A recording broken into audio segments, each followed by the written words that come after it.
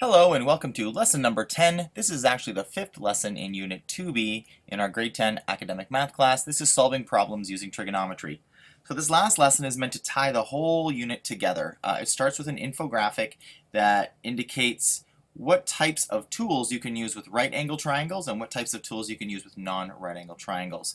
Summary is pretty straightforward. Again, you're going to want to copy this down. If you actually have the note printed and you're using that as your sort of skeleton note for the lesson, you don't really need to write anything on it. I wrote some things like no hypotenuse required and thank you hypotenuse, just on a few items. But just to recap that verbally, right angle triangles, they are the only ones in which you can use the primary trig ratios, that's the SOHCAHTOA, as well as the Pythagorean theorem. Other than that, both right angle triangles and non-right angle triangles can use sine law, cosine law, and the sum of interior angles. So you have some more freedoms there. Right angle triangles, you actually just kind of have a few more options, which is kind of nice. Speaking of, let's just jump in. We've got two examples here, sort of some multi-step questions, more word problems here, so we have, lots of thinking to do about how we want to approach these. Let's start it off. Fiona is installing a guy wire to stabilize a tower that is 61 meters tall. After attaching the wire to the top of the tower, Fiona is lowered in the basket of the arm on the repair truck. Partway down, the arm malfunctions and she is stuck. Looking up at the top of the tower, the angle of elevation is 42 degrees. Looking down at the bottom of the tower, the angle of depression is 32 degrees. Her horizontal height line is 40 meters away from the tower. How much wire has been let out? All right, these are some good questions here. Let's see if we can decipher this drawing a little bit. So just so you understand, and I'm going to sketch on this a little bit, but you don't have to do that. This is our tower, and our tower we know is 61 meters tall. So I'm going to label that right now, 61 meters tall. Here's the top of it. Let me zoom in a bit. There's the top, and Fiona is letting this wire out this way, and then boom, she gets stuck. So she's stuck here. What we want to figure out is exactly how much wire has been let out. We've been given some more information. We know that she is 40 meters away from the building, and we know the angle of elevation when she looks up is going to be 42 degrees, I think it was. 42 degrees angle of elevation. And then looking down to the bottom, the angle of depression is going to be 32 degrees. So that's 32 down here. 32 degrees. So, and remember, just in case it's been a while maybe since you've done it, the angle of depression is horizontal and then down, so which is why I've labeled the 32 degrees right there. Okay, so we have some information here. What we need to do is figure out exactly what this is. So let's start by labeling this. Let's call this, I don't know, maybe we'll put some, I didn't even put any letters on this. Let's do some ABCs. So there's let's do T. Let's do T for top, I guess. B for bottom. And S for stuck. There we go, really creative. So we need to figure out, which triangles do we have enough information for to figure some things out here? Let's first look at maybe this point here that also bisects it. I won't really give this one a name per se yet, but in this right angle triangle here that doesn't have a name because I didn't label that last vertex, but do we actually have enough information to find this guy over here, which we'll call little b for the time being? Do we have enough information to find little b?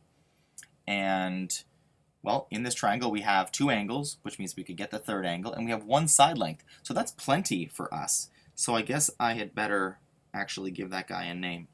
So let's call that, I don't really have a good letter for that. Let's call it A, I guess. Don't have anything better. So there's A. So if we're using triangle TAS, then I better relabel this guy to a little a, because that's what we're actually looking for. And let's get a reference angle going. So our reference angle is going to be here, 42 degrees. The side that we have is going to be our adjacent side, and the side that we want is going to be our hypotenuse. So which trig ratio are we going to use? That's the question. Let's start with a let statement first. So let A represent the wire that's been let out. Let A represent the wire. I'm getting around out of space there. Let out in meters. The wire let out in meters. Now, could we do this as a sine law? Absolutely, we could. I'm just going to do this as a bit of a callback to some of the primary trig ratios we did in the first half of this unit. So let's let A represent the wire let out in meters. As I said, we have adjacent, we want hypotenuse, that's going to be cosine. So we are going to do the cosine of angle 42 degrees will be equal to the adjacent side, which is 40, over our hypotenuse, which is our unknown a value. We put this over 1, we're going to cross multiply again. Hopefully this is coming back to you, I think it has been a while. A times cos of 42 degrees equals 40. We isolate a by dividing both sides by cos of 42 degrees. There we go. And we have now a equal to approximately, and let's type it in. So we've got 40 divided by cosine of 42 degrees, and is going to equal 53.82. So let's go 53.8. 53.8 meters has been let out. Let's get a little therefore statement happening. Therefore, the wire is 53.8 meters long. So far, I guess. All right, there we go. Pardon me, part 1, all good. So now, continuing with this scenario, how much more wire is needed to reach the ground? So what we're after now is this piece here that continues from where Fiona got stuck to the ground. So let's get some labels on here. I think we called this top, called this point here A, called this point bottom, there you go, called this point S here stuck, and I guess we'll call this point over here G for ground, I guess. We had some information on there, so let's do that. We had an angle of 42 degrees here. We had an angle of 32 degrees here. We had a distance here of 40. We had a distance here of, what was that? 53.8, I think. 53.8, yep, looks good. And we know that the entire tower is going to be 61 degrees, 61 meters, my goodness. Okay, so here we go. We are after this piece at the bottom. Okay, how do we tackle this? We've got a few different triangles. Obviously, we have triangle TAS that we dealt with before, but we now have actually a few different triangles to consider looking at. We have triangle, I'm going to change up my color here a little bit. We have triangle TBS. That doesn't really help us. We don't really need anything from that one, so maybe not that one. We have triangle TBG. That one's pretty helpful, actually. That one includes the piece that we want. And we have triangle SBG, which also actually has the piece of information that we want in it, but we don't appear to, at least on the surface, have a lot of information about this triangle yet. So at this point, again, hopefully mulling it over a little bit, I think that we can go with triangle TBG. That's what we're going to go with. There we go. So we have triangle TBG happening there. We are after, well, we need an angle. Is really what we need. We need an angle, and there are two different ones that we can go and get in triangle TBG. Obviously, we already have the 90 degree it makes with the ground. That's a bit of an assumption, but that's okay to make. Can we go and get angle G? We can actually, since, and again, this is a bit of a stretch, but go with me here. If we have this line here that is horizontal and this line here that is horizontal, we have two parallel lines sort of bisected by another line, this guy moving through here. So we can then make a Z pattern here, or an opposite pattern, or an F pattern. Either way, this is actually going to be 42 degrees down here. The F pattern is probably the easiest one to see, where you've got, let's grab a highlighter, where you've got, change up the color so you can see it.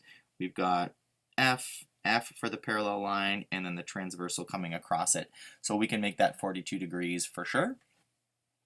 We could also just do the sum of interior angles up here to get angle T as well with our 90 and our 42, but I'm happy with 42 degrees down on the bottom. That should be enough. Let's clean this up a little bit here from my end, and now let's go and get the information that we need. So we're going to have to give that guy a letter. Let's call that, in this big triangle that we're dealing with, we're actually going to be finding the entire side length over here, and we're going to call that little b. And that's going to work for us. So we've got side little b. Let's define that. So let b represent the total length.